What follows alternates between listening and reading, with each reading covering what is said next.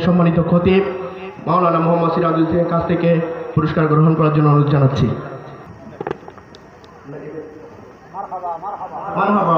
প্রথম স্থান অধিকার করেন মোহাম্মদ জিশান, পিতা মহসিন আলী।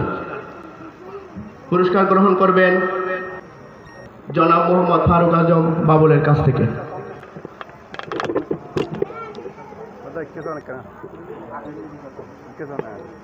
মারহাবা মারহাবা। এই পর্যায়ে নাতে মুস্তাফা সাল্লাল্লাহু আলাইহি ওয়াসাল্লাম প্রতিযোগিতায় বিজয়ীদের ফলাফল নাম ঘোষণা করতেছি। তৃতীয় স্থান অধিকার করেন মোহাম্মদ আরাফাত হোসেন, পিতা হাজী মোহাম্মদ ইসহাক। মোহাম্মদ আরাফাত হোসেন, পিতা হাজী মোহাম্মদ ইসহাক। পুরস্কার গ্রহণ করবেন জনাব মোহাম্মদ খসরুল আলম ভাই থেকে।